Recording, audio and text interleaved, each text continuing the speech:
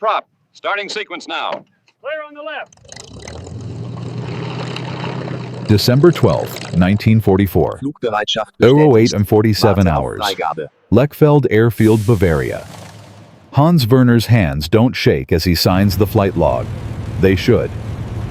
Every pilot at Lechfeld knows the statistics: 1 in 3 test flights ends in mechanical failure. 1 in 5 ends with the pilot dead. But Verner's hands are steady because steadiness is the only currency that matters when your country is losing, and your government would rather burn its secrets than let them fall into enemy hands. He's 31. Old for a combat pilot, young for a test pilot, with 247 hours in his logbook. He's flown the Me-262 when it was still called Project 165, back when Messerschmitt engineers whispered about jet propulsion like it was black magic. Then we hit them. He's survived the He-162 Volksjäger, the people's fighter, built by slave labor, and held together with wood glue because the Reich ran out of aluminum in 1943. He's tested prototypes that never got names, just numbers, because they killed their pilots before reaching production. Today he's flying a Bf-109 G-14. 17 kills painted under the cockpit, none of them his. Hartmann, the ground crew chief, watches him approach the aircraft. Hartmann lost his left arm at Stalingrad. Now he supervises repairs with a clipboard tucked under his remaining elbow and contempt in his eyes for every order that comes down from Berlin. "Fuel status?" Verner asks. "Enough for 2 hours if you don't push her." Hartmann doesn't look up. "Port tank's leaking. We patched it. I wouldn't trust it above 4,000 meters. And if I need to go higher, then you'll crash. But you'll crash anyway if you keep flying these death traps." Hartmann finally meets his eyes. "The war's over, Hans. We lost. The only question is how many more of us have to die before someone in Berlin admits it." Verner doesn't answer. Answering gets you shot. Instead, he climbs into the cockpit. The seat is still warm. The previous pilot flew 2 hours ago. A kid named Brenner, 19 years old, who vomited before every flight and crossed himself like a Catholic, even though the Reich officially banned religious displays. Brenner's flying a reconnaissance mission over France right now. Even odds he makes it back. Verner straps in. The oxygen mask smells like rubber and fear. Someone else's fear baked into the fabric over hundreds of hours. The instrument panel is a graveyard of scavenged parts German gauges, mixed with Soviet ones pulled from crashed yaks. Even one American altimeter that somehow survived being shot down over Hamburg. Nothing matches. Nothing works correctly. But everything works well enough to get you killed. He runs through the pre-flight check. Magnetos functioning, fuel pressure adequate. Oil temperature high but acceptable. Control surfaces responsive. The DB605 engine coughs black smoke when he starts it, burning through synthetic fuel that corrodes seals and fouls spark plugs. By 1945, the Luftwaffe is flying on chemistry and prayers. 0847 hours. Cleared for takeoff. The Bf-109 accelerates down Lechfeld's western runway. The eastern runway is cratered from last week's American bombing raid. Verner rotates at 140 kilometers per hour, feeling the tail lift, feeling the familiar transition from ground to sky. For a moment, nothing else matters. Not the war, not the leaking fuel tank, not the knowledge that Germany is collapsing like a building with its foundation removed. For a moment, there's only airspeed and altitude, and the pure mechanical truth of flight. He climbs to 3,500 meters. Below, Bavaria spreads out in winter whites and grays forests, stripped bare fields, frozen roads, carved by tank treads and artillery craters. No other aircraft in the sky. No friendly fighters. No enemy bombers. Just empty air and the drone of a 12-cylinder engine burning toward failure. For 40 minutes, Verner conducts his tests. Throttle response at various altitudes. Engine temperature under sustained climb. Control surface effectiveness in cold air. He fills out the test card clipped to his knee, recording numbers that someone in Berlin will file and forget. The fuel injection system works adequately, which means it will fail catastrophically within another 100 hours. But that's tomorrow's problem. 0932 hours. Crossing near Augsburg. The engine dies. Not dramatically. No explosion. No fireball. Just a metallic clunk, like someone closing a door, and then silence. The propeller windmills uselessly. Oil temperature spikes. The aircraft transforms from predator to falling metal. Werner's stomach drops before his brain processes what happened. He's trained for this. Every test pilot trains for this. But training and reality are separated by the width of a heartbeat and the knowledge that the ground is 500 meters below and getting closer at 600 meters per minute. Mixture off. Magnetos off. Fuel off. Trim for best glide. His hands move through the emergency procedures automatically. His mind races ahead, calculating angles and distances and probabilities. He has maybe 15 minutes of controlled flight before he's walking. The question is where? East Lechfeld Airfield, 30 kilometers. Too far. The mathematics are brutal and unforgiving. From 500 meters gliding at a 10:1 ratio, he can travel 35 kilometers maximum. But Lechfeld is northeast, and the wind is westerly, and the numbers don't work. He might reach Munich's outskirts, but even that requires perfect conditions and divine intervention.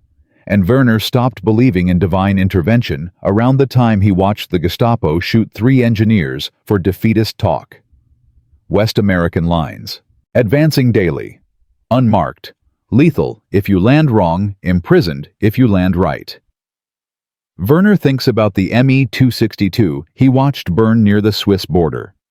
He'd been forced down with engine failure. The turbines couldn't handle sustained high-altitude flight, a problem Messerschmitt knew about but couldn't solve because all the good metallurgists were dead or conscripted into infantry.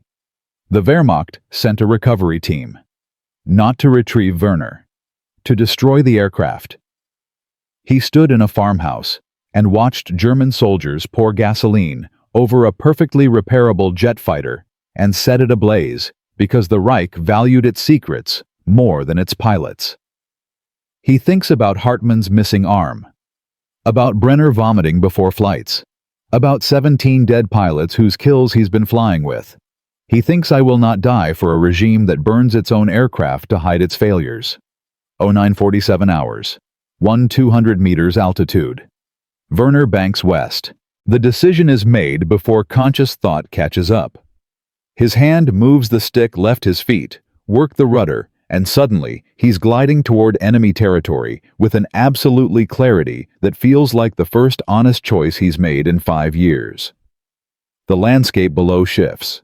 German farmland gives way to contested zones, burned vehicles, cratered roads, villages reduced to skeletal walls. He can see the evidence of recent fighting, the scars of armies tearing through civilization like dogs fighting over a corpse.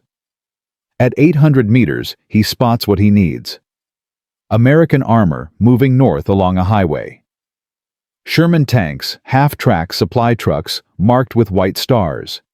9 vehicles. Tactical spacing. Disciplined formation. This isn't a patrol. This is a full company organized and professional. Werner extends his landing gear manually, cranking the emergency handle. The wheels lock down with solid clunks. He selects a field adjacent to the highway flat, snow-covered, no obvious obstacles. The ground fills his windscreen. Airspeed 180 kph. Altitude 100 meters. 50 meters. He pulls back, flaring. The Bf-109 touches down at 0954 hours on American-occupied soil. The landing is smooth. Almost insultingly smooth for such a momentous act of surrender. Snow sprays from the wheels. The aircraft rolls 200 meters and stops nose pointed west toward a future Werner can't even imagine. He sits in the cockpit for 30 seconds. The silence is absolute. No engine noise, no radio chatter, just wind and his own breathing and the distant rumble of American tanks repositioning. Then he unbuckles, opens the canopy, and stands on the wing with his hands above his head. The Americans arrive faster than expected.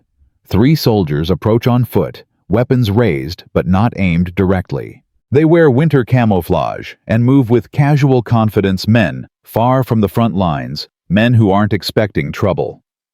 Sprechen Sie English? One calls out. Yes. Werner keeps his hands visible. I am Luftwaffe test pilot. Engine failure. I surrender aircraft and myself. The soldiers exchange glances. One starts photographing the Bf-109 from multiple angles, moving around it with professional efficiency. The other, apparently the ranking NCO, lowers his Thompson and approaches. Name and rank: Werner, Hans Verner, Oberleutnant, serial number 4752B. He pauses. I am test pilot, not combat pilot. Test pilot. The NCO's eyebrow rises. For what? All aircraft. Me-262. He-162. New designs. I have flown all Luftwaffe types.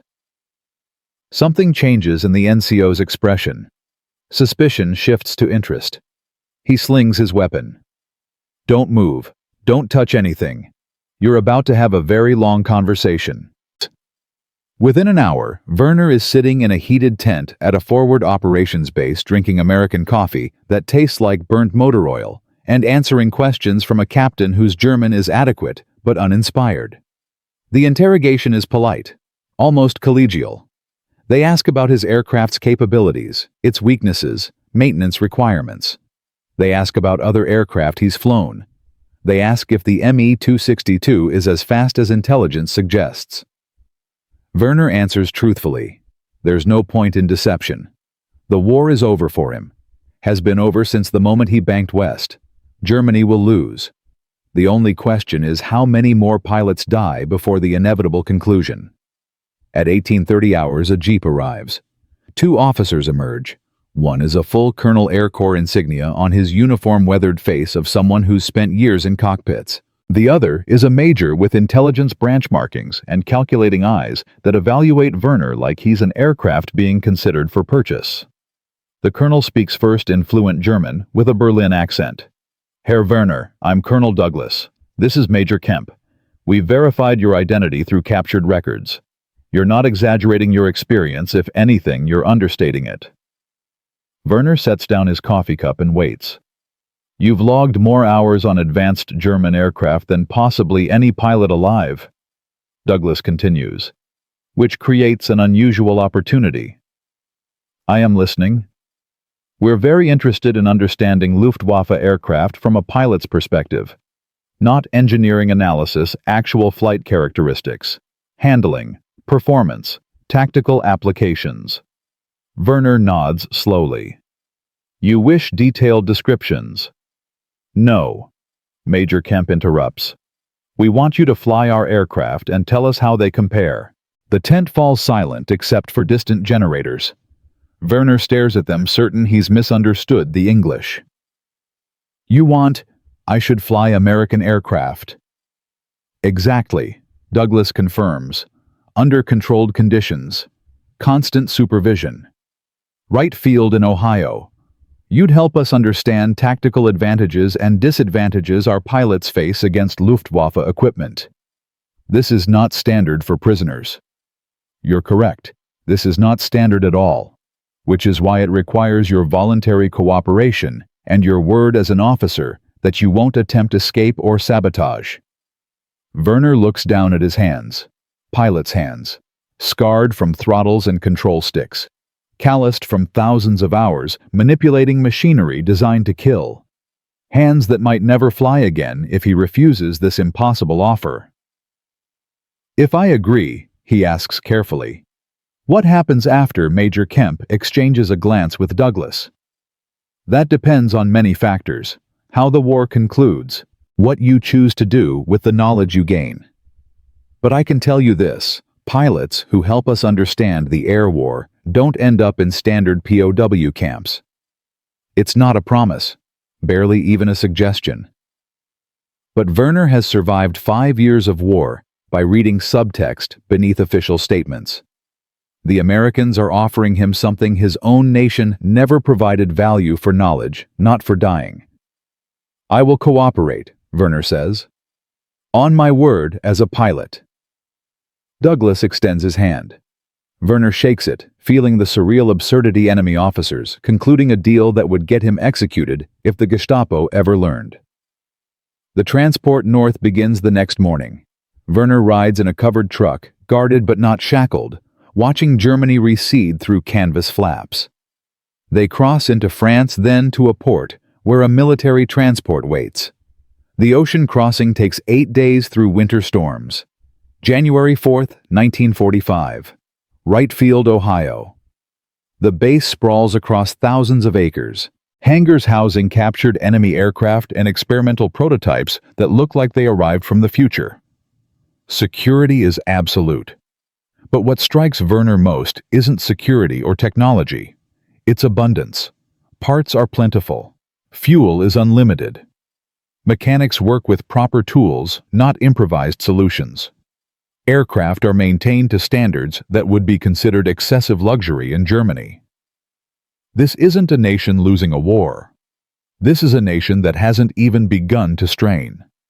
His escort delivers him to an office building where he meets Lieutenant Colonel Harold Watson. Watson is 32, barely older than Verner. Test pilot's economy of movement. Engineer's analytical gaze. He'd flown P-38s in combat before being reassigned to experimental flight testing. His handshake is firm without confrontation. Herr Verner, welcome to Wright Field. I understand you've agreed to our evaluation program. This is correct, Colonel Watson. Good. Ground rules. First, you're never alone with any aircraft. Second, every flight is logged, recorded, observed. Third, detailed debriefs after each flight. Fourth, any deviation from approved flight plans results in immediate termination and transfer to standard POW facility. Acceptable. Acceptable. Watson nods, then smiles. Excellent. Because I'm genuinely curious about your perspective. I've read intelligence reports, but reports don't tell me what it feels like to fly a Me-262 at maximum speed. You know things we need to understand. And honestly, I think you're going to find our aircraft very interesting. For 3 weeks, Verner undergoes intensive debriefing. Intelligence officers catalog everything he knows about Luftwaffe development. Engineers present technical drawings, ask him to identify inaccuracies. Analysts question him about fuel compositions, maintenance cycles, training protocols. He answers completely. There's no strategic value in deception. The information is historical, describing aircraft and systems the Americans will capture regardless. But more importantly, Verner discovers something unexpected. The Americans ask better questions than his German superiors ever did. They want to know about failure modes. What breaks first under stress? Human factors that make certain designs difficult to operate. Visibility from the cockpit. Control force requirements. How cold affects different materials. These are questions from people who actually fly aircraft and actually intend to learn from enemy experience. January 28, 1945, 0600 hours. Watson appears at Verner's quarters. Get dressed in flight gear. Today you're flying a P-51. The P-51 Mustang sits on Wright Field's test ramp, bearing only the designation FT-471, Flight Test 471. It's a D model, the long-range variant that escorted American bombers into Germany and methodically destroyed what remained of the Luftwaffe. Verner has seen P-51s before, usually diving at speeds his Bf-109 couldn't match. He never imagined sitting in one. Watson conducts the briefing personally. Basic handling. Takeoff climb to 10,000 feet. Level flight. Gentle turns landing. I'll fly chase in another Mustang. Radio monitored. Clear. Clear, Colonel. Then let's see what a Luftwaffe test pilot thinks of American engineering. Verner approaches the P-51 with careful attention. The fuselage is broader than a Bf-109's. Cockpit set further aft. The bubble canopy provides visibility that seems impossible. No blind spots, no obstructed views. He runs his hand along the wing's leading edge, feeling the laminar flow profile that gives the Mustang its speed. The ground crew helps him strap in. Americans watching with undisguised curiosity as a German pilot prepares to fly their most successful fighter. Verner conducts checks methodically. The instruments are clearly labeled, logically arranged. The throttle moves smoothly. The fuel system is simple, elegant, reliable. Everything the Luftwaffe isn't. 0847 hours. Exactly 1 month after his engine failure over Bavaria. Verner advances the throttle. The Packard-built Merlin engine surges with power that seems impossible. The acceleration pins him to his seat. The aircraft lifts off after barely 600 meters, climbing at angles that would stall a Bf-109. For 40 minutes, Verner explores American aviation philosophy made manifest. The P-51 isn't just well-engineered, it's completely engineered. Designed assuming proper maintenance will always be available. That spare parts will never run short. That pilots deserve aircraft that work correctly every single time. He tests the controls. Responsive without being twitchy. He pushes the engine. Smooth power delivery across the entire RPM range. He checks visibility. Perfect. He evaluates the fuel system. Elegant simplicity. This isn't a better aircraft. This is a better philosophy. When he lands, Watson is waiting at the hardstand, stopwatch in hand. Assessment. Verner unbuckles slowly, gathering thoughts in English. Your aircraft is not better because of one thing. It is better because of everything. Engine, fuel system, visibility, controls, each is excellent, and together they are superior. He pauses, searching for the right words. But more important, you have solved problems we did not know we had. Watson's smile is knowing. That's going in my report word for word. He extends his hand. Verner shakes it, knowing every second he spends here is treason by German law. Somewhere in Bavaria, his name is already on an execution list. But here in Ohio, he's not a traitor. He's a pilot. And for the first time in 5 years, that's enough. The next morning, Watson arrives with a clipboard and a cup of coffee that Verner has learned not to refuse, no matter how terrible it tastes. P-38 Lightning today, Watson says. Twin engine, twin boom. Completely different handling characteristics from anything you've flown. Verner looks up from the technical manual he's been studying. The fork-tailed devil. This is what your pilots called it. That's what your pilots called it. Ours just call it the Lightning. Watson sets down a stack of photographs. These are gun camera footage from P-38s engaging Bf-109s over France. I want you to watch them and tell me what the German pilots are doing wrong. Verner spreads the photographs across the table.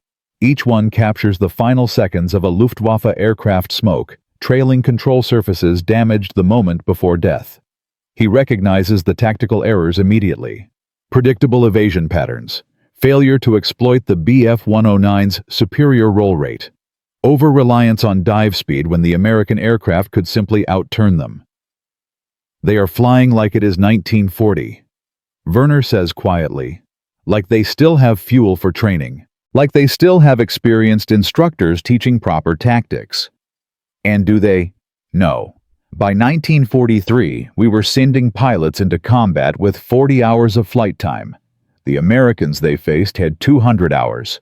It was not a war anymore. It was murder. Watson doesn't respond immediately. He pulls out a chair and sits across from Verner. Is that why you landed in that field? Because you knew it was murder. Verner meets his eyes. I landed in that field because I watched my own country burn and Me-262, rather than let it be captured intact. I realized then that the Reich valued its secrets more than its people. And I decided I would rather be valuable to someone than dead for nothing. That's honest. Honesty is all I have left, Colonel. Watson nods slowly, then stands. The P-38 is waiting. Let's see if you can figure out why your pilots feared it so much. The P-38 Lightning sits on the flight line like something from a science fiction magazine. Twin. Allison engines. Twin booms, a central nacelle that looks too small to hold a pilot. Verner circles it slowly, noting the design philosophy. The Americans didn't try to make the most aerodynamic fighter. They made the most practical one-tricycle landing gear for easier takeoffs, twin engines for redundancy, heavy armament concentrated in the nose for devastating firepower. Counter-rotating propellers, Watson explains. No torque effect on takeoff. Makes it easier to fly, especially for less experienced pilots. Verner understands immediately. The Germans designed aircraft for experts. The Americans designed aircraft that turned average pilots into effective ones. It's the difference between a nation fighting for survival and a nation fighting with industrial logic. The flight lasts 50 minutes. The P-38 handles nothing like a Bf-109. It's heavier, less nimble in a dogfight, but devastatingly effective in every other way. The visibility is spectacular. The engines provide redundancy that German single-engine fighters never had. The firepower, 4 50 caliber machine guns and one 20mm cannon, all nose-mounted, would shred any aircraft Verner has ever flown. When he lands, Watson is already writing notes. It is not a dogfighter, Verner says as he climbs down. But it does not need to be. It is faster than our fighters below 6,000 meters. It can dive away from any engagement. And the firepower means it only needs one good pass to kill. That's exactly right. Watson taps his pencil against the clipboard. The Luftwaffe kept trying to out-dogfight us. But we built aircraft that didn't need to dogfight. You built aircraft for the war you were fighting. We built aircraft for the war we wished we were fighting. Over the next 6 weeks, Verner flies 13 different American aircraft. P-47 Thunderbolt, massive heavy nearly indestructible. P-61 Black Widow, a night fighter with radar that seems like magic. Even an experimental P-80 shooting star jet that makes the Me-262 feel like a museum piece. Each flight comes with extensive debriefing. Watson asks questions that reveal he's not just a pilot, but an engineer who understands systems thinking. He wants to know about maintenance requirements, pilot workload, visibility during combat maneuvers. He takes notes in shorthand, occasionally stopping to ask Verner to clarify technical terminology. But it's during the evening sessions in Watson's office that the real education happens. February 15, 1945. Watson spreads a map of Europe across his desk. We've been getting reports, he says, that the Luftwaffe is concentrating jet fighters around Berlin, Me-262s specifically. Intelligence thinks Hitler is planning a last-ditch air superiority campaign. Verner studies the map. It will not work. Why? Because the Me-262 has a fatal weakness that no one in Berlin wants to acknowledge. Verner points to the jet's specifications written in the margin. The Jumo 004 engines last 70 hours before catastrophic failure. 70 hours, Colonel. Your Merlin engines last 700 hours, and we do not have the industrial capacity to manufacture replacements fast enough. Watson leans back in his chair. So even if Hitler concentrates every Me-262 he has, they will destroy themselves through mechanical failure before your bombers destroy them through combat. Verner's voice is flat.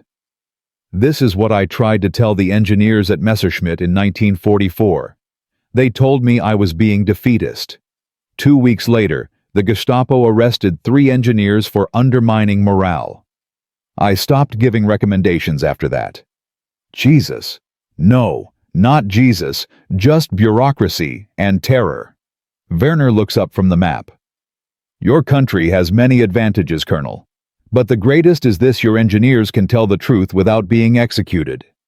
Watson is quiet for a long moment. Sa'sid. Then he pulls out a bottle of bourbon from his desk drawer and pours 2 glasses. To telling the truth, he says, raising his glass. Verner raises his own. To surviving long enough to tell it. They drink. The bourbon burns, but it's a clean burn, nothing like the potato vodka that circulated through Luftwaffe bases near the end. Everything in America is like this. Verner is learning. Abundant. Functional. Designed with the assumption that supply chains will never break down. I have a question, Werner says after his second glass. Why are you doing this? I am your enemy. I flew for the Reich. I tested weapons designed to kill American pilots. Why teach me about your aircraft? Why trust me with this information? Watson doesn't answer immediately. He refills both glasses. Because the war is almost over, he finally says. And when it's over, we're going to need people who understand both sides. The Russians are already grabbing every German scientist they can find. We're doing the same. It's not about loyalty to countries anymore. It's about knowledge. And what happens to me when the war ends? That depends. Watson meets his eyes. On whether you want to keep flying or go home to whatever's left of Germany. Werner thinks about Lechfeld Airfield, about Hartmann with his missing arm and clipboard, about Brenner vomiting before flights, about 17 dead pilots whose kills are painted on aircraft they'll never fly again. I do not think there is anything left to go home to, he says quietly. Watson nods. Then we'll figure out what comes next when the time comes. March 1945. The news from Europe arrives in fragments. The Rhine crossed. Hamburg bombed into rubble. Soviet forces encircling Berlin. Each report confirms what Werner has known since December: the Reich is dying, and it's dying ugly. But at Wright Field, the work continues. Werner is no longer just a test pilot. He's become something else. A technical consultant, a cultural bridge, a living database of Luftwaffe knowledge. Engineers seek him out to ask about German metallurgy. Intelligence officers want tactical assessments. Other test pilots ask him to demonstrate German flying techniques. He's valuable. In being valuable, he discovers, is better than being loyal to a nation that would have burned him alive to protect its secrets. One afternoon, Watson brings him to a secure hangar on the far side of the base. We've got something special, Watson says, just arrived from Europe. Inside the hangar sits an Me-262 intact and gleaming under fluorescent lights. American mechanics are swarming over it, measuring every component, photographing every detail. Werner's breath catches. He hasn't seen an Me-262 since December. Looking at it now feels like seeing a ghost, beautiful, deadly, and utterly obsolete. We want you to fly it, Watson says. Against our jets. Comparative evaluation. You want me to fight American pilots? No, I want you to show us what this aircraft can do so we can design better ones. Watson hands him a flight suit. The war's over, Hans. This isn't about winning anymore. It's about understanding. The flight happens 3 days later. Werner takes the Me-262 up against a P-80 Shooting Star flown by Captain Richard Becker, a combat veteran with 14 kills over Germany. The engagement lasts 12 minutes. The Me-262 is faster in level flight. But the P-80 accelerates better, turns tighter, and doesn't threaten to blow its engines during high-G maneuvers. By the 6th minute, Werner understands why the Luftwaffe lost. German engineering produced technological marvels that were too fragile for war. American engineering produced practical tools that worked every single time. After landing, Becker approaches with his hand extended. That was some flying, Becker says. You're good. Werner shakes his hand, feeling the strange reversal. 6 months ago, they would have been trying to kill each other. Now they're colleagues comparing notes on aircraft performance. The Me-262 is faster, Werner says, but your jet is better. How so? Because I can fly your jet knowing it will not explode. I cannot say the same about mine. Becker laughs. That's going in my report. April 1945. The news arrives on a Tuesday. Hitler is dead. Berlin has fallen. The Reich has surrendered unconditionally. Werner hears the announcement in the base commissary. Around him, American personnel celebrate. Cheering, hugging, some crying with relief. The war in Europe is over. Werner sits alone at a corner table drinking coffee and feeling nothing. Not relief, not grief, not even satisfaction. Just emptiness, where certainty used to be. Watson finds him an hour later. You okay? I do not know. Verner looks up. I have been at war since I was 26 years old. I do not know what peace feels like.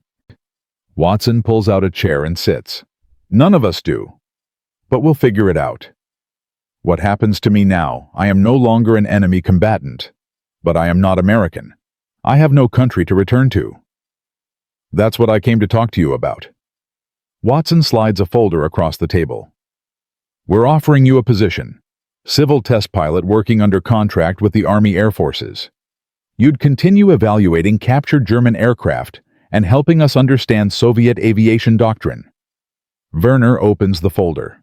Contract terms, salary, housing arrangements, visa documentation, everything official and legal and impossible. Why? He asks. Because you're the best test pilot I've ever worked with, and because the war ending doesn't mean the need for knowledge ends. Watson leans forward. The Soviets are already developing their own jet fighters based on German designs. We need people who understand both German and Russian aviation philosophy. You're one of maybe 5 people in the world with that knowledge. And if I refuse, then you go to a standard POW processing center, wait for repatriation protocols to be established, and eventually return to Germany. Watson pauses. To whatever's left of it. Verner looks down at the contract. 3 years. Renewable. Salary sufficient for comfortable living. Work that would let him keep flying. I accept, he says. Watson smiles. Good. Because we just got intelligence that the Soviets captured an entire Focke-Wulf factory intact, and I need you to tell me what they're going to do with it. Over the next 3 months, Verner transitions from prisoner to employee. He moves from supervised quarters to a small apartment off base. He opens a bank account. He buys American clothes that fit properly. He learns to navigate grocery stores that have more food than he's seen in 5 years. But the work remains the same. He flies captured German aircraft and provides detailed assessments. He reviews intelligence reports on Soviet aviation development. He teaches American pilots German tactics, not so they can replicate them, but so they can counter them. And slowly, without fully realizing it, he stops thinking of himself as German. He becomes something new, something without a country, but with a purpose. June 1945. Watson brings news over lunch. We're starting something called Operation Paperclip, he says. Recruiting German scientists and engineers to work in America. Rocket specialists mostly, but also aircraft designers, metallurgists, propulsion experts. And you want my recommendations? I want you to know that you weren't a special case. We're bringing over 200 specialists, maybe more. Watson pauses. You were just the first. Verner absorbs this information slowly. He thinks about the engineers at Messerschmitt who were arrested for telling the truth, about the scientists at Peenemünde developing rockets while slave laborers died building them, about an entire generation of German technical expertise that will now serve American interests. Is this justice? He asks. I don't know, Watson admits. But it's practical. And right now, practical matters more than just. That evening, Verner writes a letter to Hartmann at Lechfeld, assuming Lechfeld still exists, assuming Hartmann survived the war's final weeks. He doesn't know if the letter will ever arrive, but he writes it anyway. I am alive. I am flying. I am no longer fighting. If that makes me a traitor, then I am a traitor. But I would rather be a living traitor than a dead patriot. He never receives a response. But 3 months later, he learns that Hartmann did survive. He's working at a British airfield, helping restore captured Luftwaffe aircraft for museum display. The war scattered them like seeds, and wherever they landed, they grew into something new. By the winter of 1945, Verner has flown 42 different aircraft for the Americans. He's written over 300 pages of technical analysis. He's helped design training programs that teach American pilots how to counter German tactics. He's become, in Watson's words, the most valuable prisoner of war we never officially captured. And he's made peace with what that means. He didn't betray Germany. Germany betrayed itself, betrayed its pilots, its engineers, its people, by valuing ideology over truth. He simply chose to survive the betrayal rather than die for it. One December evening, exactly 1 year after his engine failed over Bavaria, Verner and Watson stand on the right field flight line, watching the sun set over rows of parked aircraft. "You ever regret it?" Watson asks, banking west instead of east. Verner considers the question carefully. "I regret that I had to choose, but I do not regret the choice I made." "That's honest." "Honesty is still all I have, Colonel." Watson claps him on the shoulder. "Then you have more than most people." They stand in silence as darkness settles over the airfield. Somewhere in the distance, an engine starts a test pilot beginning a night flight pushing against the darkness to find the limits of what's possible. It's the sound Verner has lived his entire adult life around. The sound of controlled fire and human ambition, and the stubborn refusal to accept that the ground is where we belong. And for the first time in 5 years, listening to that sound doesn't remind him of war. It reminds him of possibility. Even in surrender, even in defeat, even when everything you believed in burns to ash, there's still the sky. And the sky doesn't care about politics or loyalty or which flag you salute. The sky only cares if you're good enough to master it.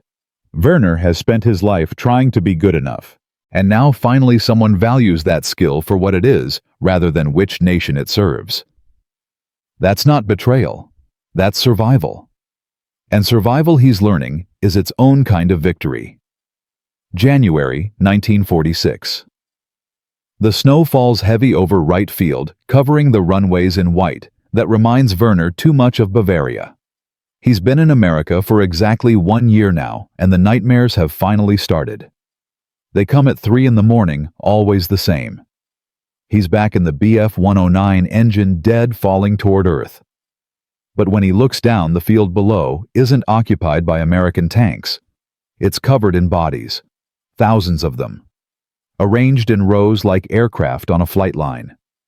He wakes up shaking, and for the first hour afterward, he can't remember if the bodies are real or invented by his subconscious. By February, he stops trying to distinguish between the two. Watson notices during a morning briefing. Verner's hand trembles as he marks altitude on a flight chart. "You sleeping?" Watson asks. "Enough." "That's not an answer." Verner sets down the pencil. "I am sleeping enough to fly safely. Is that sufficient?" Watson studies him for a long moment. "There's a doctor on base, Army psychiatrist. He works with combat pilots who've seen—" "I am not combat pilot." "No, but you've seen things combat pilots haven't." Watson slides a business card across the desk. "His name is Dr. Kellerman. He's discreet. And he's cleared to hear classified information, which means you can actually talk to him." Verner looks at the card without touching it. "And if I refuse?" "Then you keep having nightmares until they affect your flying, and then I have to ground you." Watson's voice is gentle but firm. "I'm not asking as your supervisor. I'm asking as someone who gives a damn whether you're okay." 2 days later, Verner sits in Dr. Kellerman's office, a small room with 2 chairs, no desk, and a window overlooking the flight line. Kellerman is 50-something, gray hair, wire-rimmed glasses, the kind of man who looks like he's heard everything and been surprised by nothing. "Colonel Watson tells me you're having nightmares," Kellerman says. "Yes." "About the war? About after the war?" Verner hesitates. "About things I saw that were not combat." Kellerman doesn't push. He waits. And in that waiting, Verner finds himself talking about things he hasn't spoken aloud since December 1944. He talks about the slave laborers at Messerschmitt factories, skeletal figures in striped uniforms assembling jet engines with hands that shook from starvation. He talks about the day he asked an engineer where the workers came from, and the engineer said, "Dachau, don't ask more questions." He talks about flying over Auschwitz in October 1944, a navigation training flight that took him over southern Poland. He'd seen the smoke from 8,000 meters visible even through clouds. He'd asked his instructor what was burning. The instructor had said, "Industrial facility, focus on your heading." He talks about the moment in December when he decided to surrender, not just because his engine failed, not just because Germany was losing, but because he'd realized he was part of something monstrous. Not directly, not personally, but through participation, through silence, through flying aircraft built by people who were being worked to death. "I did not kill anyone," Verner says, his voice barely above a whisper. "I was test pilot. I never fired weapons in combat. But I flew aircraft built on top of corpses, and I said nothing." Kellerman is quiet for a long time. When he finally speaks, his voice carries no judgment. "What could you have said? I do not know. But saying nothing feels like complicity. And that's why you can't sleep." "Yes." Kellerman leans forward slightly. "Hans, I can't absolve you. That's not my job. But I can tell you this, you're alive, and you chose to stop participating. That's more than most people in your position did. The question now is whether you're going to let guilt destroy the life you saved, or whether you're going to use that life for something meaningful." Verner looks out the window at the aircraft on the flight line. American fighters and bombers being maintained by mechanics who go home to families every evening. No slave labor, no starvation, no systematic murder hiding behind euphemisms like industrial facility. "I do not know if what I am doing is meaningful," he says. "Then let me tell you what Colonel Watson told me." Kellerman responds. "You've provided intelligence that's helped us understand Soviet aviation capabilities. That intelligence will help keep American pilots alive if there's another war. Is that meaningful enough?" It isn't, not really, but it's something. And something Verner is learning is better than the nothing he felt while flying for the Reich. The sessions with Kellerman continue weekly. They don't fix the nightmares. Nothing can fix them, but they make them manageable. Verner learns to recognize the triggers, certain smells, certain sounds, the sight of barbed wire. He learns to ground himself in present reality, rather than spiraling into guilt. And slowly, he begins to understand something crucial: he can't undo his complicity. But he can refuse to be complicit ever again. March 1946. Watson brings him a new assignment. "We're getting reports," Watson says, spreading photographs across the conference table, "that the Soviets are developing a new jet fighter based on German designs. We think it's derived from the Focke-Wulf Ta-183 prototype. We need to know what capabilities it might have." Verner studies the photographs. Grainy, taken from high altitude, but the aircraft's silhouette is unmistakable. Swept wings, single engine.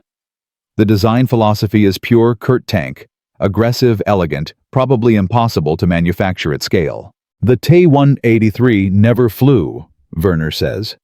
"It was still in wind tunnel testing when the war ended. We know. But the Soviets captured the entire Focke-Wulf design bureau, including all the engineers." Watson taps one photograph. "If they've managed to make it flyable, we need to understand its performance envelope." "You want me to extrapolate performance from incomplete data?" "I want you to think like a German test pilot evaluating a Soviet-built German design. What would work? What would fail? What shortcuts would they take?" Verner pulls the photographs closer. It's a puzzle, and despite everything, he's still drawn to puzzles. Engineering doesn't care about politics.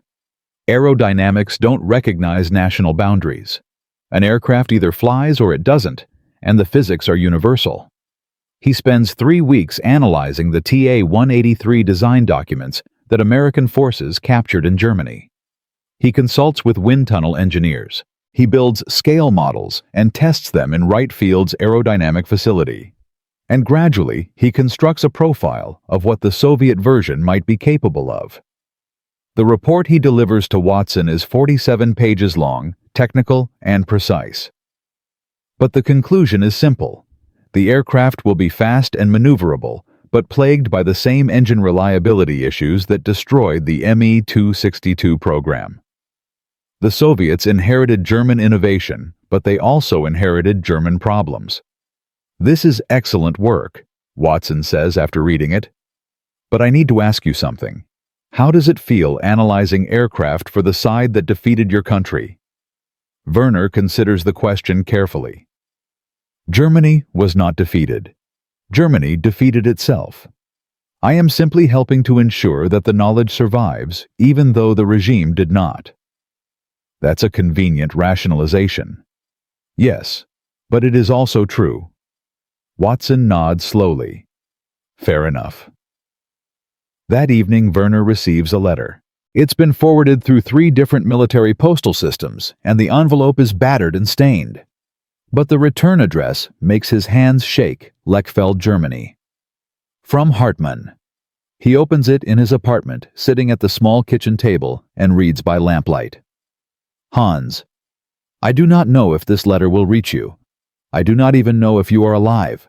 But I am writing because I must tell someone what we found when the Americans liberated Bavaria.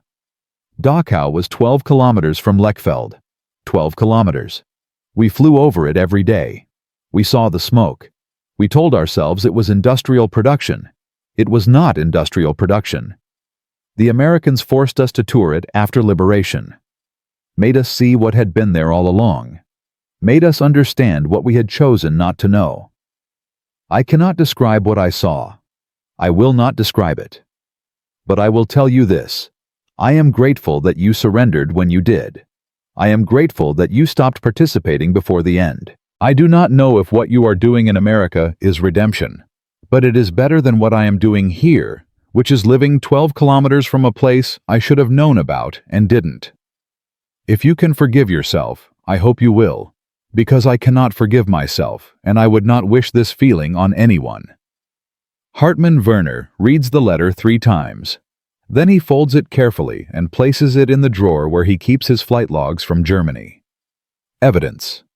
Testimony. Proof that the nightmares aren't just his imagination.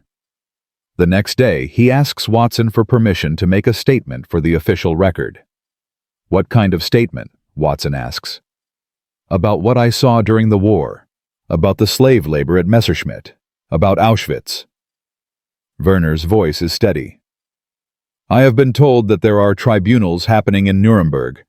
War crimes trials. I want my testimony to be available if needed. Watson sets down his coffee cup slowly. Hans, you understand that providing such testimony could make you a target? There are still Nazi sympathizers even in Allied custody. Speaking publicly about what you witnessed. I know the risks, but I also know that silence is complicity. Verner meets his eyes. I was silent during the war. I will not be silent after. The deposition takes 6 hours. 2 Army lawyers and a stenographer sit in a secure conference room while Verner describes everything he witnessed between 1941 and 1944. The slave laborers at Messerschmitt. The smoke over Auschwitz. The casual way engineers discussed which concentration camps provided the best workers. The burned Me-262 that taught him the Reich valued secrets over people. He speaks in German, translated sentence by sentence. The stenographer's fingers never stop moving. The lawyers ask clarifying questions, requesting dates and locations and names. Verner provides everything he can remember, knowing that memory is fallible, but testimony is necessary. When it's finished, one of the lawyers, a major named Greenspan, shakes his hand. This will be part of the official record, Greenspan says. It may be used in future tribunals. It will definitely be classified and archived.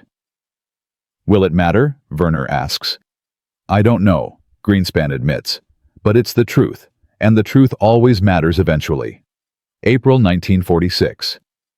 Watson informs him that his contract is being extended another 3 years. The Air Force, we're calling it the Air Force now, not Army Air Forces, wants to keep you on staff indefinitely, Watson explains. You'd transition from contractor to civil service employee. Better pay, better benefits, path to citizenship if you want it. Citizenship.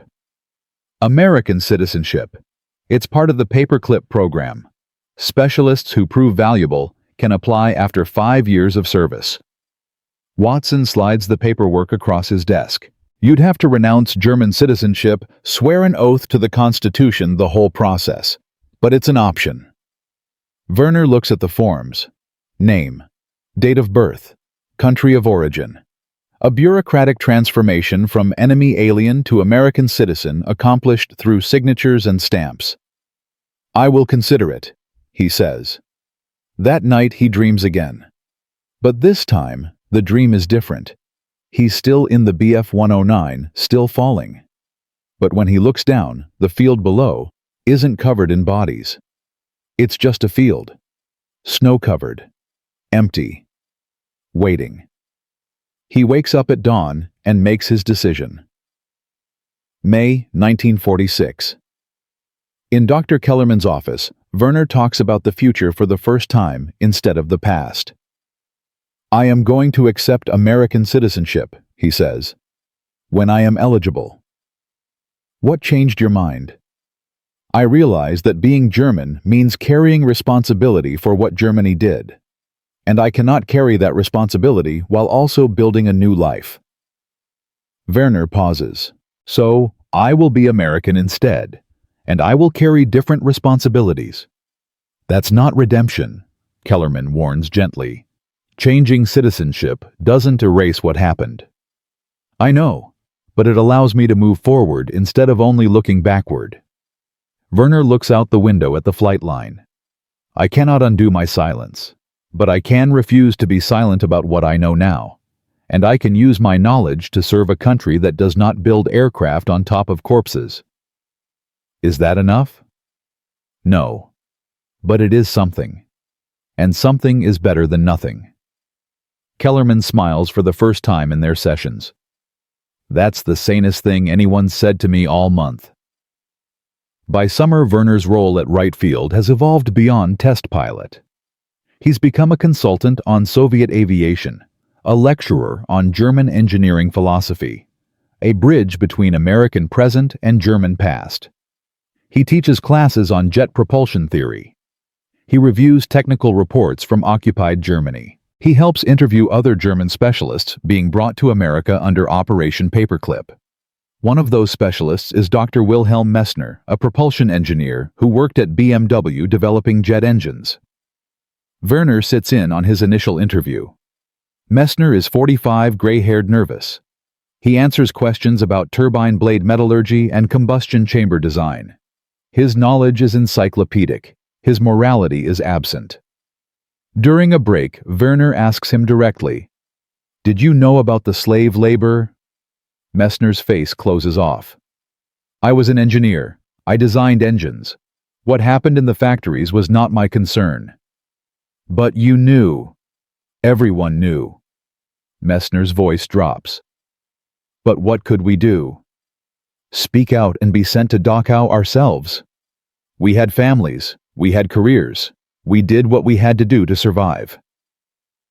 Verner feels his hands clench. "And that makes it acceptable." "No, but it makes it understandable." Messner meets his eyes. "You flew those aircraft, Hans. You tested engines built by slave labor. Are you so different from me?" The question haunts Verner for weeks. Because Messner is right, they're not different. They both participated. They both remained silent. The only difference is that Verner admitted his complicity and Messner is still justifying his. In his next session with Kellerman, Verner asks, "How do I work alongside people who refuse to acknowledge what they enabled? Do you have to work alongside them?" "Yes, the Air Force needs their knowledge, just like they need mine." Kellerman considers this. "Then, you maintain professional relationships while refusing to accept their rationalizations. You can work with someone without validating their choices. And if that makes me a hypocrite, then you're a hypocrite with principles, which is better than someone with no principles at all." It's not a satisfying answer, but it's honest. And honesty, Verner has learned, is the only currency that retains value after everything else burns. By autumn, Verner has flown 68 different aircraft for the Americans.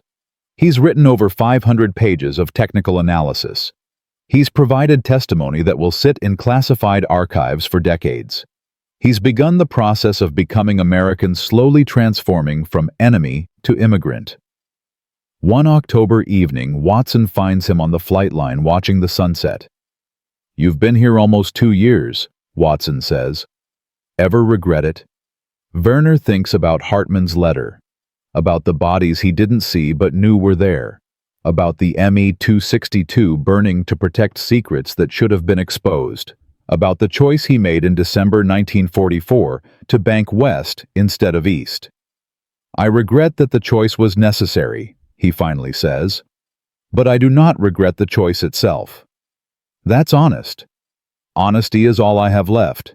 They stand in silence as darkness settles over right field. Somewhere in the distance, an engine starts another test pilot, beginning another flight, pushing against darkness to find the limits of what's possible. And Verner understands finally what Dr. Kellerman meant about using knowledge for something meaningful. He can't undo his silence during the war. He can't save the people who died while he flew overhead. He can't erase his complicity, but he can ensure that their deaths aren't compounded by strategic ignorance. He can provide knowledge that keeps future pilots alive. He can speak truth to power instead of maintaining convenient silence. He can transform from someone who served a regime built on murder into someone who serves a nation that, despite its flaws, doesn't systematically exterminate its own people. It's not redemption. Redemption requires forgiveness, and Verner hasn't forgiven himself. But it's survival with purpose. And in the wreckage of 1946, with Europe in ruins and his homeland divided, purpose is enough to keep flying. In the files that were built to silence knowledge, in the archives designed to bury uncomfortable truths, the testimony survives. The depositions, the technical reports, the honest assessment of complicity and consequence. Future historians will find them. Future generations will learn from them. And somewhere in that future, the silence will finally end, not because monsters confessed, but because ordinary people chose to speak truth, even when it implicated themselves. The letter arrives in November 1946, forwarded through channels that shouldn't exist, but do anyway. No return address. Postmarked from Frankfurt. Inside a single page written in careful German script. Hans. They are looking for you. Not officially, not through military channels. But there are people, former SS, former Gestapo, who remember that you surrendered voluntarily. They remember that you testified. They have called you a traitor in publications that circulate in the displaced persons camps. I am telling you this because you saved my life once during that emergency landing near Munich in 1943. You did not have to pull me from that burning cockpit, but you did. Now I am repaying the debt. Do not come back to Germany. There is nothing here for you but revenge. A friend, Verner, reads the letter twice, then burns it in his apartment sink. Watson doesn't need to know about threats from ghosts. But that night, the nightmares return with new intensity. This time when he falls, there are faces waiting below. Faces he recognizes from Lechfeld, from Messerschmitt, from every airfield where silence was currency, and looking away was survival. In the morning, he makes a decision. He finds Watson in the flight test office, reviewing performance data from a new jet prototype. "I want to accelerate my citizenship application," Verner says without preamble. Watson looks up, reading something in Verner's expression. "What happened?" "Nothing. Everything." Verner sits down heavily. "I received information that suggests returning to Germany would be unwise. I need to know that America is not temporary refuge. I need to know that I belong somewhere." "You've only been here 2 years. Standard process is 5. "I am aware, but I am also aware that exceptions can be made for specialists deemed valuable to national security." Verner meets Watson's eyes. "Am I valuable enough for an exception?" Watson is quiet for a long moment. Then he picks up his phone. "Give me 24 hours. The call comes through channels Verner doesn't fully understand. Pentagon to State Department to Immigration. Within a week, he's sitting in a federal office in Columbus, Ohio, taking an oath he's memorized phonetically because the English still trips him up sometimes. I hereby declare on oath that I absolutely and entirely renounce and abjure all allegiance and fidelity to any foreign prince, potentate, state, or sovereignty. He thinks about what he's renouncing. Not just Germany as a nation, but everything it represented. The certainty of youth, the pride of expertise, the comfortable lie that technical skill exists separate from moral consequence, that I will support and defend the Constitution and laws of the United States of America against all enemies, foreign and domestic. He thinks about enemies, the ones he fought, the ones he became, the ones he's trying not to be anymore, that I will bear true faith and allegiance to the same. Faith, allegiance, words he's broken before and is swearing to uphold again. But this time, he tells himself it's different. This time, he's choosing allegiance to a system that allows him to speak truth, not one that punishes it. So help me God, God. Verner stopped believing in somewhere between 1943 and 1945, when the smoke over Auschwitz became impossible to explain as divine plan. But he says the words anyway, because oaths matter even when the entities they invoke don't. The clerk hands him a certificate. Congratulations, Mr. Verner. You're an American citizen. Mr. Verner. Not Oberleutnant. Not test pilot. Just a civilian with papers proving he belongs somewhere. It should feel like victory. Instead, it feels like amputation, cutting away part of himself to save the rest. That evening, Watson takes him to a bar off base where military personnel drink without uniforms, and rank doesn't matter beyond the door. How does it feel? Watson asks, sliding a bourbon across the table. Strange, like I am wearing someone else's identity. Verner drinks.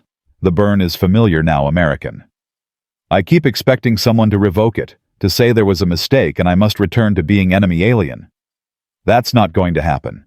You're one of us now. Am I? Verner sets down his glass. I speak English with accent. I think in German. When I calculate aerodynamics, the equations are in metric. I am American on paper, but in my head, I am still... He stops searching for words. I am still the person who flew over Auschwitz and said nothing. Watson doesn't offer platitudes. He's learned that Verner doesn't want comfort, just honesty. Then be the person who says something now.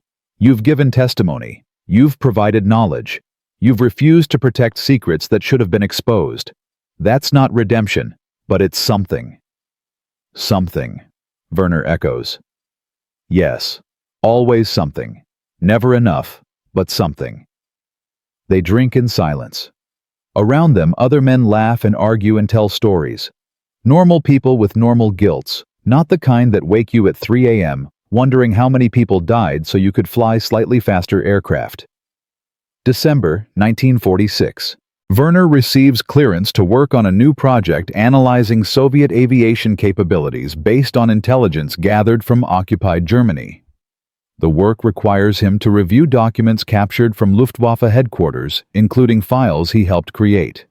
He finds his own reports in the archives. Technical assessments of the Me-262 from 1944. Recommendations for improving engine reliability that were marked defeatist pessimism, file, and ignore. Letters to the Reich Air Ministry explaining that jet propulsion required materials Germany no longer possessed, responded to with threats of investigation for undermining morale. Reading his own words from 2 years ago feels like examining artifacts from a dead civilization. This is what he was, a man who told truth to power and was punished for it. This is what he became, a man who stopped telling truth and became complicit through silence. Watson finds him in the archive room at midnight, surrounded by German documents. You okay? I am reading my own obituary. Verner gestures at the files. These reports were correct. Every warning I gave was accurate. If they had listened, perhaps the Me-262 program would have succeeded. Perhaps Germany would have prolonged the war. Perhaps more people would have died. He looks up. I am grateful they did not listen. But I am also angry that they punished me for being right. That's the Reich for you. Ideology over reality. Yes, but also. Verner struggles with the English. Also, it is every system that values loyalty over truth. Every organization that shoots the messenger. This is not uniquely German problem. This is human problem. Watson pulls up a chair. Is that what you tell yourself, that you were just a victim of systematic dysfunction? No, I tell myself that I was complicit in systematic dysfunction. Verner closes the file. The system was evil, but I participated in it. Both things are true. And now I work for different system. Better system. Not perfect system, but one that does not build aircraft on top of corpses. Verner stands gathering documents. And I make sure that the knowledge survives, even though the regime did not. Because knowledge does not have nationality. Only application does. January 1947. A new assignment arrives. The Air Force wants Verner to travel to occupied Germany as part of a technical intelligence team. The mission interview remaining Luftwaffe engineers and evaluate captured aircraft that are too damaged to transport to America. You don't have to accept, Watson says. I can request someone else. But Verner knows this is inevitable. He's the bridge between American present and German past. The man who speaks both languages understands both systems and can translate technical knowledge across the boundary of defeat. I will go, he says, but I have conditions. Name them. I travel as American civilian, not as former Luftwaffe officer. I report to you, not to German authorities, and I will not enter any location where former Nazi officials have authority. Agreed. The flight to Germany takes 14 hours across the Atlantic in a military transport. Verner sits in the cargo bay surrounded by crates of supplies and correspondence. Other passengers, Army personnel, diplomatic staff, contractors, ignore him. He's just another specialist in a plane full of specialists, all of them flying toward a country that exists only in ruins.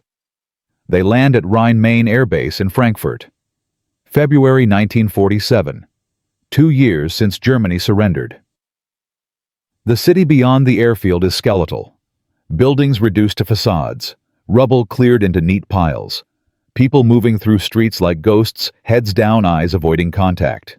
Verner's escort is a lieutenant named Morrison, 24 years old, who speaks no German and treats occupied Germany like an extended camping trip. They drive through Frankfurt in a Jeep, Morrison providing cheerful commentary about reconstruction efforts, while Verner watches his former country slide past the window. This is what defeat looks like. Not dramatic, not cinematic, just exhausted people trying to survive winter in buildings without roofs.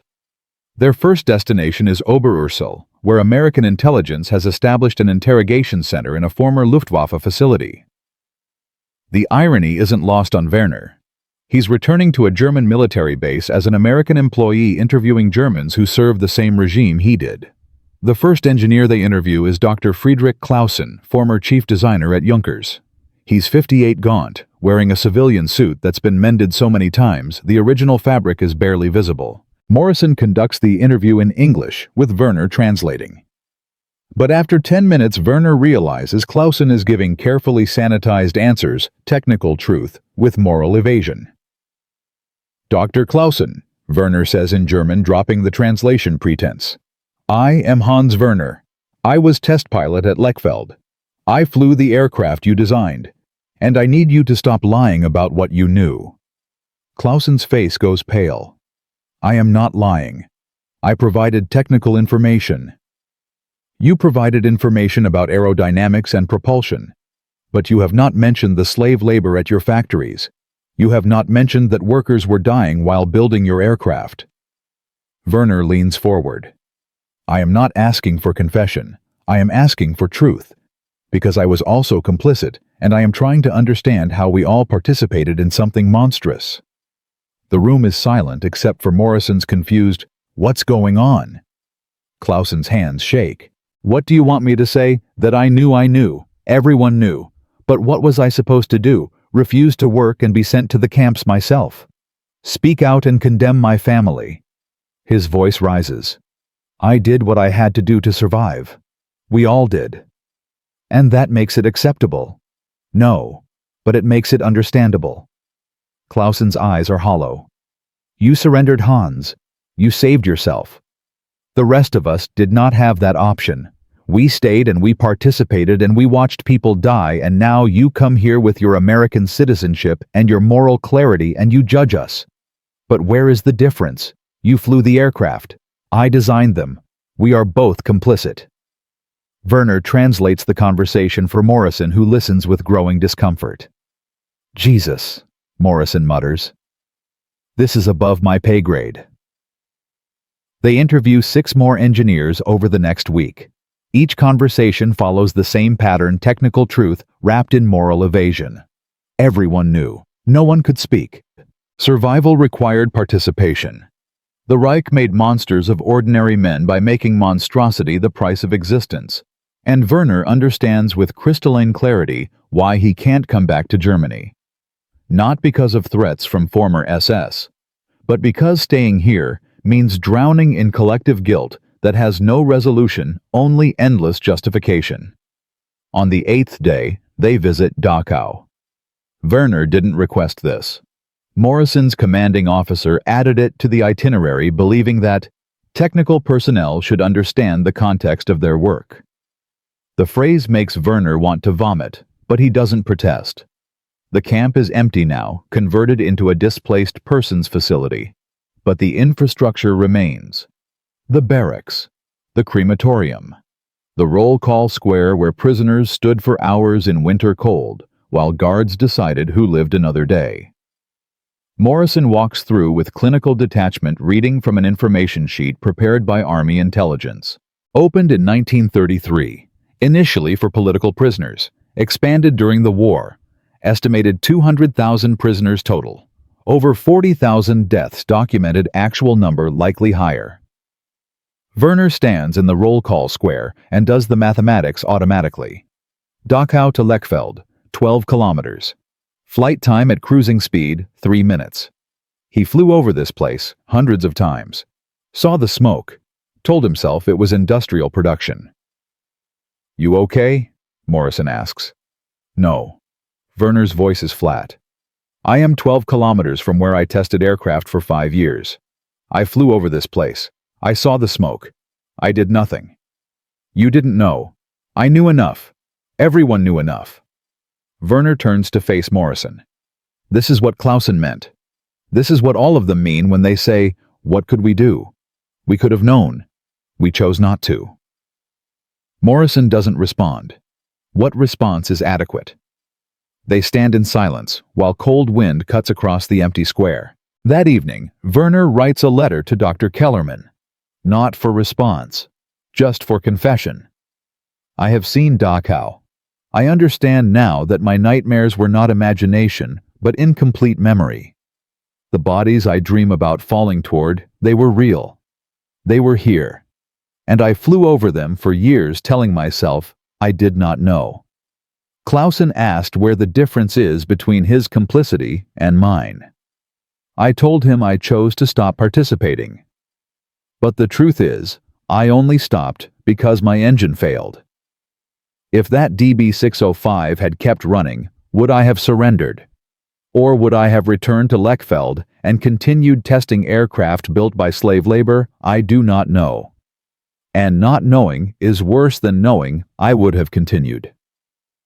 Because it means my moral awakening required mechanical failure, not moral courage. Is that redemption? Or just luck? He doesn't mail the letter. Instead, he burns it, watching the paper curl and blacken in the hotel room ashtray. Some truths are too heavy to send through postal systems. The technical mission continues for another month. They travel to Recklinlerz, where the Luftwaffe conducted flight testing. To Peenemünde, where rockets were developed by Wernher von Braun, using slave labor from Mittelbau-Dora. To Munich, where BMW's jet engine facility sits empty and looted.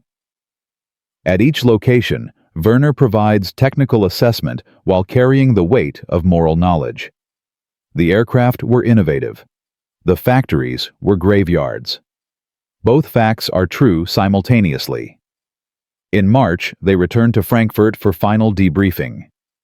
Verner's report runs 312 pages detailed technical analysis of every aircraft and facility they examined, cross-referenced with production records and prisoner testimony. It's comprehensive, it's accurate. It's evidence of innovation built on atrocity. Morrison reads the executive summary and whistles. This is going to make a lot of people uncomfortable. Good, Verner says. Comfort is what allowed this to happen. Everyone was comfortable not knowing. The flight back to America feels like resurrection. Leaving Germany isn't escape. It's acknowledgement that he can't carry German guilt and American future simultaneously. He must choose. And he's already chosen back in December 1944, when his engine failed and he banked west. Watson meets him at Wright Field with coffee and bureaucratic efficiency. Your report's been classified top secret. The technical portions will be distributed to appropriate departments. The other portions will be archived. The portions about slave labor. Yes. Why classify them? Why not make them public? Watson's expression is carefully neutral. Because the Air Force needs German engineers. Operation Paperclip is bringing over 200 specialists. If we start emphasizing their complicity, it becomes harder to justify their employment. Verner sets down his coffee, feeling cold, settle into his bones despite the heated office. So we will use their knowledge and ignore how it was obtained. We'll document how it was obtained, but we won't prosecute unless there's direct evidence of war crimes. Watson meets his eyes. I don't like it either, but it's policy. Policy. Verner tastes the word like poison. Policy required me to fly over Dachau and say nothing. Policy required Clausen to use slave labor and call it production efficiency. Policy is how evil becomes systematic. I know. Do you? Because from where I am sitting, American policy is now protecting the people who enabled atrocity in exchange for technical advantage. Verner stands. I thought I was working for better system, but perhaps I am just working for different system with similar pragmatism. Watson doesn't argue, can't argue, because Verner is right, and they both know it. That night, Verner sits in his apartment and thinks about the cost of knowledge. Every technical insight he's provided came from experience gained while flying over death camps. Every engineering principle he's explained was developed using slave labor. Every advantage America gains from German expertise is built on the bodies of people who died creating it. The knowledge itself is neutral, but its origins are not. And using that knowledge without acknowledging its source feels like compounding the original sin. He thinks about Clausen's question, where is the difference? The difference, Verner decides, is in what happens next. He can't undo his complicity. Can't save the people who died, can't make German engineers confess their guilt if American policy protects them from consequence. But he can speak truth, can document, can ensure that future historians know exactly how this knowledge was obtained and at what cost, can refuse to let comfortable lies replace uncomfortable truth. In the morning, he writes a letter to Watson, not a resignation, a condition. I will continue working as technical consultant.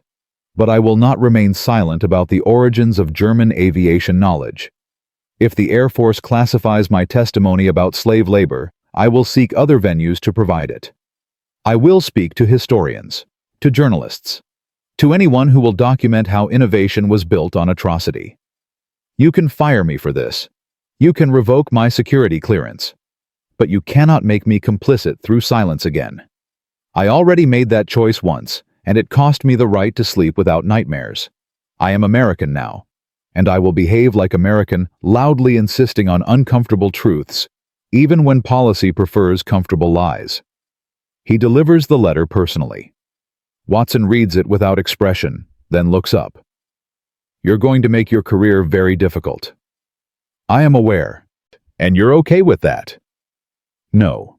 But I am okay with being difficult person who tells truth more than I am okay with being comfortable person who stays silent. Watson nods slowly, then extends his hand. Then welcome to America, Hans. This is exactly the kind of principled stubbornness that makes this country work even when it's annoying as hell. They shake hands. And Verner understands finally what citizenship means. Not just papers and oaths, but the right, the obligation to speak truth to power, even when power would prefer silence. Freedom has arrived. Not perfect freedom. Not freedom from guilt or consequence, but freedom to acknowledge both without being executed for honesty.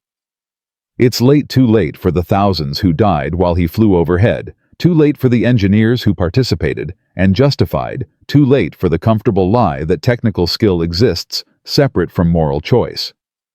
But it's not too late to document, to testify, to ensure that knowledge survives with its full context intact, origins acknowledged rather than sanitized. And in the files that will outlast them all, the truth is preserved not because it's comfortable, but because it's necessary. The innovation, the atrocity, the complicity, the cost, all of it, together. The way history actually happened, not the way policy wishes it had.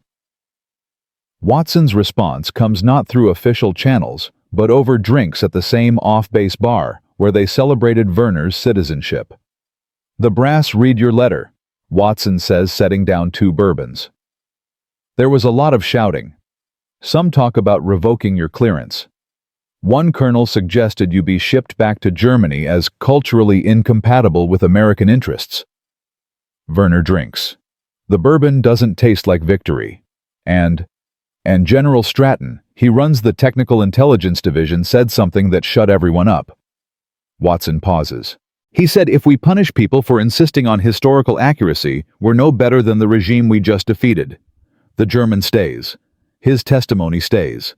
And anyone who has a problem with uncomfortable truths can transfer to a different department. So I am keeping my job. You're keeping your job, your clearance, your annoying insistence on documentation. Watson raises his glass. Welcome to the American tradition of protected dissent. It's messy as hell, but it's ours. They drink to that, to messiness, to the right to be difficult, to a system that, despite its flaws and pragmatic compromises, allows truth to exist alongside power instead of being executed by it. But Verner knows that keeping his job means continuing to work alongside men like Messner, the BMW engineer, who still justifies slave labor as unfortunate necessity. Means watching Operation Paperclip bring more German specialists to America, while their complicity is classified and archived rather than prosecuted and publicized. The moral compromise gnaws at him. But the alternative silence, resignation, walking away, feels worse. At least by staying, he can document, can testify, can ensure that the full context is preserved even if policy requires it to be classified. May 1947. Verner receives an invitation that arrives on official letterhead from the Nuremberg military tribunals. They want him to testify in the prosecution of industrialists who used slave labor. Specifically, they want his testimony about aircraft production at Messerschmitt and BMW facilities. He shows the letter to Watson, who reads it twice before speaking. You understand what this means. You'll be testifying against people you worked with. Some of them are being brought to America under paperclip. If you implicate them publicly, it creates problems for the program. I am aware. And you still want to do it. I must do it. Because if I do not, then my silence in 1944 was not interrupted by moral awakening. It was just temporarily suspended by mechanical failure. Verner meets Watson's eyes. I need to know that I chose to stop being complicit. Not that circumstances forced me to stop. Watson nods slowly. Then you have my support. And probably a lot of angry phone calls from Washington. The journey to Nuremberg takes 3 days by military transport. Verner travels with a State Department escort named Catherine Brennan, a lawyer who specializes in war crimes prosecution. She briefs him on the trial proceedings during the flight. The defendants are industrialists who profited from slave labor. Brennan explains. We're not prosecuting the engineers directly. Most of them claim they were following orders. But the factory owners, the production managers, the people who requisitioned prisoners from concentration camps, those are the targets. And my testimony will help convict them.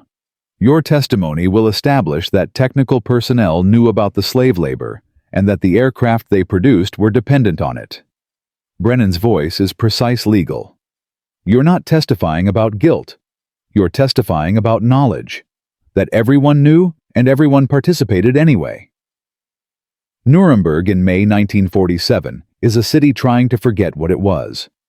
The rally grounds where Hitler spoke to hundreds of thousands now host military tribunals judging his accomplices. The Palace of Justice, miraculously undamaged by bombing, serves as courthouse for the systematic prosecution of systematic evil. Verner sits in a witness waiting room for 2 hours before being called. Through the walls, he hears muffled voices, prosecutors, defense attorneys, translators, rendering German atrocity into English testimony. The language of evil, he thinks, is always bureaucratic, always sanitized, always hiding behind euphemism and procedure.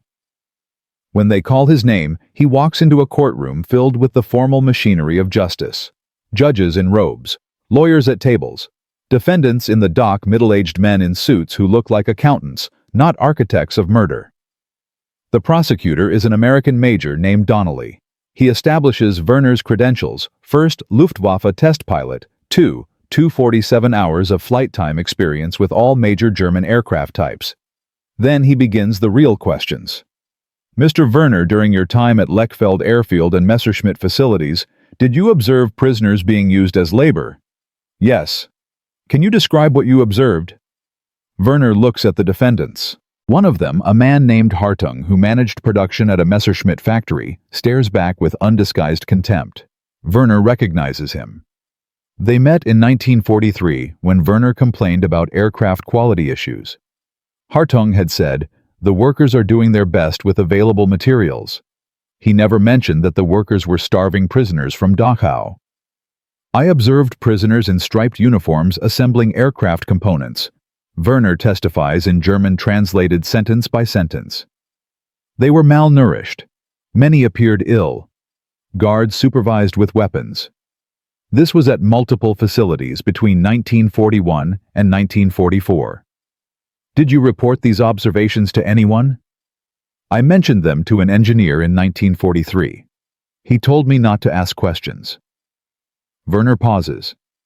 I did not ask questions after that. Why not? Because asking questions about prisoner labor was classified as defeatist talk. 3 engineers at Messerschmitt were arrested by the Gestapo in 1944 for raising concerns about production methods. I wanted to survive, so I stopped asking.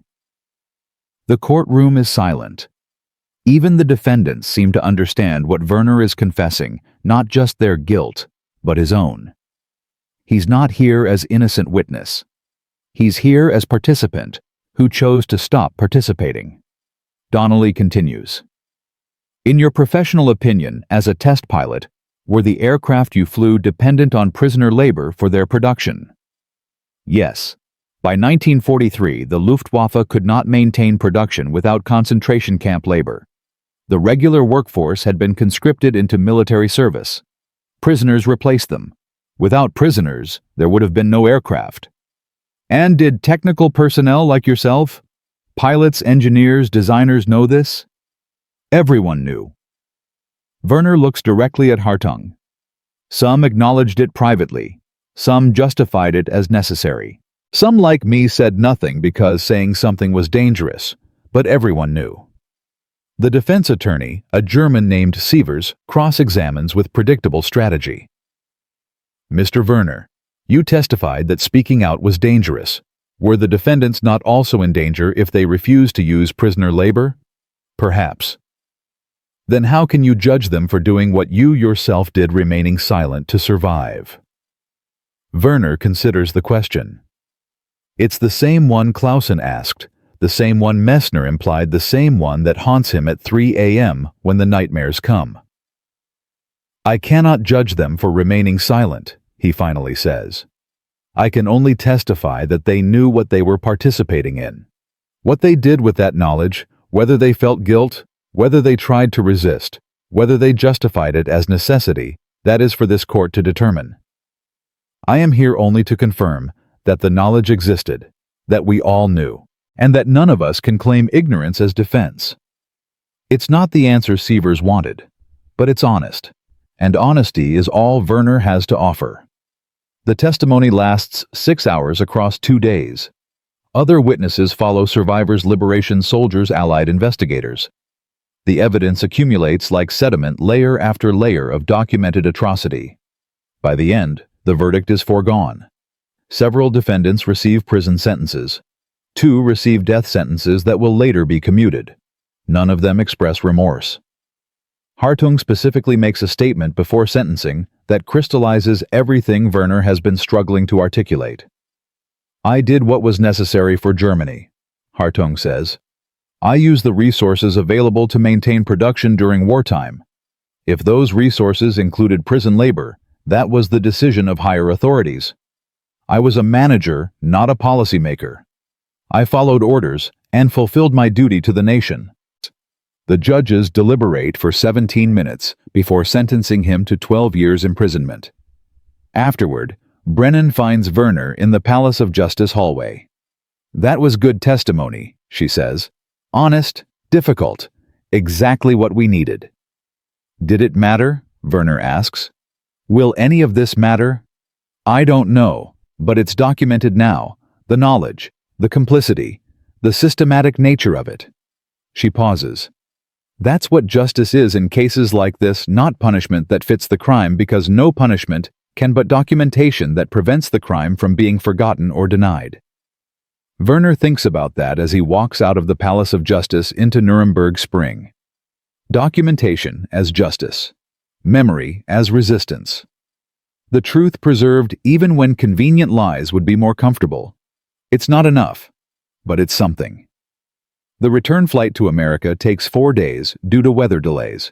Verner spends the time reading through trial transcripts that Brennan provided, other cases, other testimonies, the accumulated evidence of systematic murder dressed in bureaucratic language. One transcript stops him cold. It's testimony from a Dachau survivor named Samuel Klein describing liberation in April 1945. We heard aircraft overhead all through the war, every day. German fighters going up, American bombers coming in. We knew there was a world beyond the wire, a world where people flew through the sky while we died on the ground. Some prisoners hated the pilots. Said they were complicit flying over us, seeing the smoke, doing nothing. But I never hated them. I understood. They were trying to survive same as us. The difference was, their survival didn't require watching children die. Verner reads the passage 4 times. Klein is right, the difference between pilot and prisoner wasn't moral superiority. It was circumstance. Verner's survival required looking away. Klein's survival required enduring what couldn't be looked away from. And yet Klein doesn't hate him, doesn't condemn, just understands that everyone was trying to survive in a system designed to make survival require complicity. When the plane lands at Wright Field, Watson is waiting with coffee and a cautious expression. How was Nuremberg? Necessary. Insufficient. Documented. Verner accepts the coffee. I testified. They were convicted. Nothing changes except now the truth is in official records instead of just classified files. That's not nothing. No, but it is not justice either.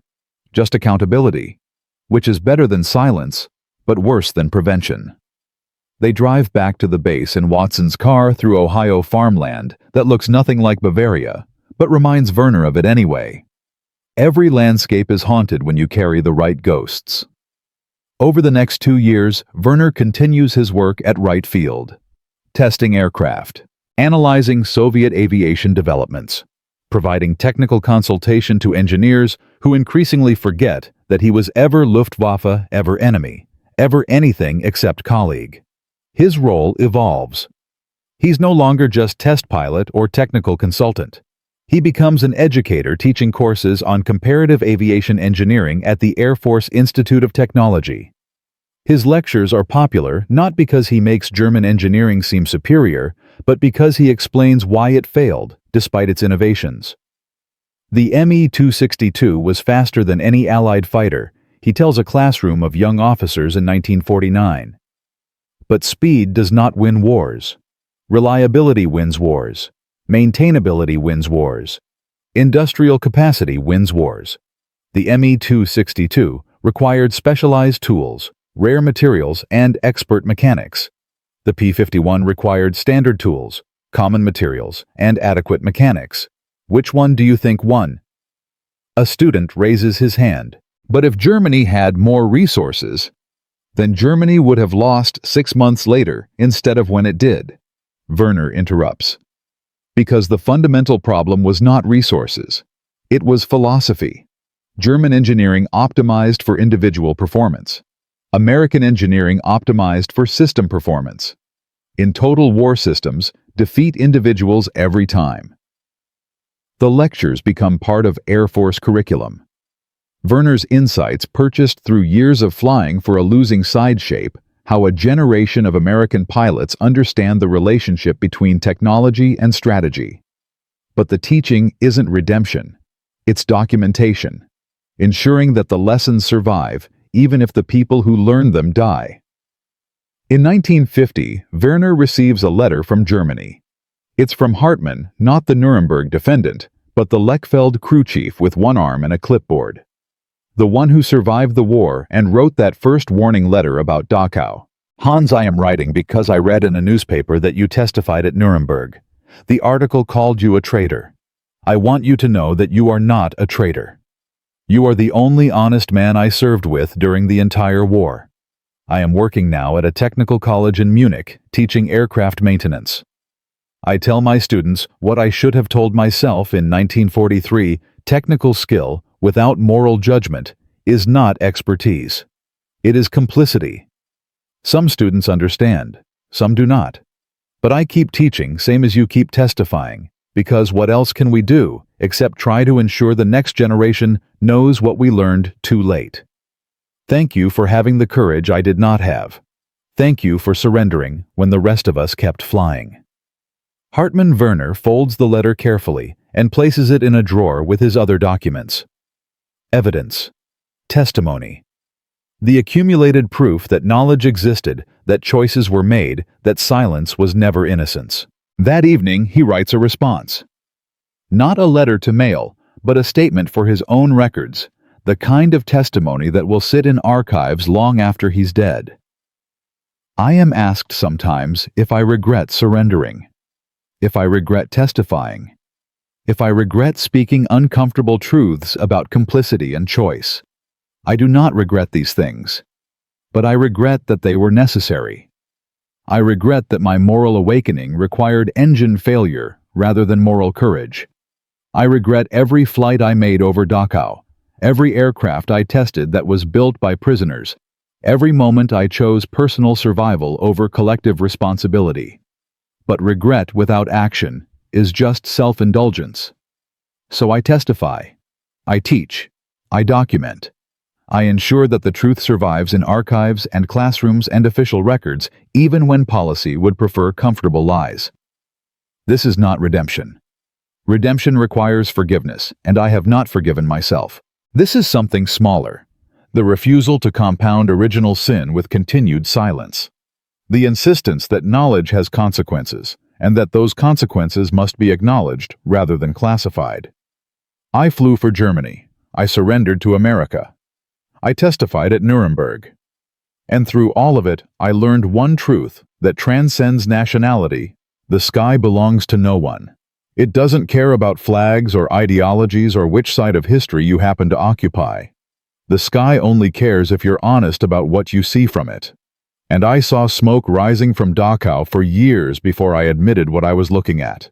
That is my confession. That is my testimony. That is the knowledge I can offer to anyone who asks technical skill is not morality, and silence is not innocence.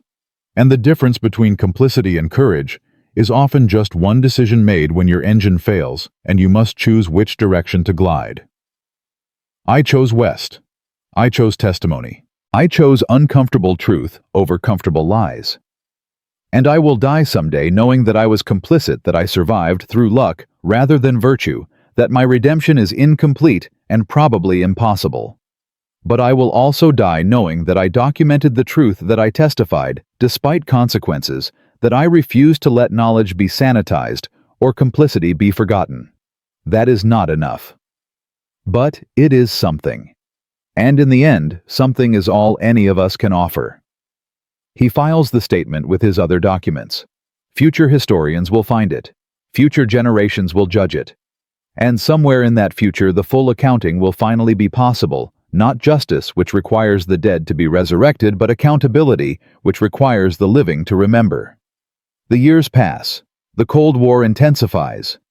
Verner continues his work analyzing Soviet aircraft, teaching comparative engineering, providing consultation on jet propulsion and aerodynamic theory. He publishes technical papers under his American name.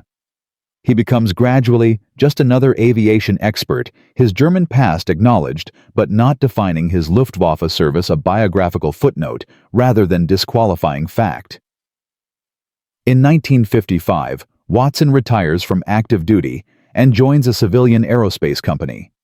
Before he leaves, he takes Verner to their usual bar for a final drink. 10 years, Watson says, raising his bourbon. 10 years since we met. You were a German prisoner. I was supposed to interrogate you. Now you're an American citizen teaching our pilots, and I'm going to work for Lockheed. Hell of a decade. Hell of a decade, Verner echoes. Any regrets? Verner considers the question. He's considered it many times over 10 years. I regret that my country built aircraft on corpses. I regret that I flew them. I regret that I said nothing until my engine forced me to say something. But I do not regret surrendering, and I do not regret testifying. That's honest. Honesty is all I have left. Verner smiles slightly. You taught me that. You taught me that telling uncomfortable truths is American tradition. And you taught me that technical knowledge has moral weight, that you can't separate how something was learned from what was learned. Watson sets down his glass. You've been good for the Air Force, Hans. More importantly, you've been good for the country. We need people who insist on uncomfortable truths even when policy would prefer convenient lies. They drink to that, to uncomfortable truths, to documentation over denial, to the stubborn insistence that knowledge must include context, even when context is damning. A month later, Verner receives a package from Germany. Inside is a photograph, the memorial at Dachau, newly constructed, bearing the inscription, "Never Again," in multiple languages. Attached is a note from Hartmann. They built this to remember, so that the smoke we saw and ignored will never be forgotten, so that future generations will know what we were complicit in. I do not know if monuments can prevent evil, but I know that forgetting enables it. So we build monuments, and we testify, and we teach, hoping that memory itself becomes resistance. Verner places the photograph on his desk at Wright Field, where students and colleagues can see it. Some ask about it. He tells them, "This is where I flew overhead for 5 years and saw nothing." This is what happens when technical expertise operates without moral judgment. This is why I teach that engineering is never neutral, that knowledge has consequences, that silence is never innocent. Some students understand, some don't. But he keeps teaching, same as Hartmann keeps teaching, because the alternative is letting the knowledge die with them. And the knowledge must survive. The complicity must be documented. The truth must be preserved in archives and classrooms and monuments, not because it brings the dead back, but because it prevents their deaths from being meaningless. That is the only redemption available to people like Verner, ensuring that the knowledge survives complete context, included origins acknowledged, so that future engineers and pilots and citizens understand what happens when expertise divorces itself from morality, so that the next generation knows what they learned too late. so that the sky which belongs to no one can be conquered by people who understand that technical mastery without moral judgment is not achievement, it's complicity. And complicity, once acknowledged, can never be comfortable again. They built Dachau with hatred and systematic murder, but it is remembered with truth and stubborn documentation. The smoke that rose from it for years was industrial murder. The silence that surrounded it was collective complicity, and the testimony that now preserves it from survivors, from liberators, from complicit participants like Verner is the only justice possible for crimes that can never be adequately punished. If you believe these names must be remembered, share this story. Write a name in the comments, a victim, a survivor, a witness. Let memory be resistance. Let documentation be defiance. Let the truth survive even when comfortable lies are easier, because the sky belongs to no one, but the truth about what we see from it belongs to everyone, and that truth once spoken can never be unspoken again.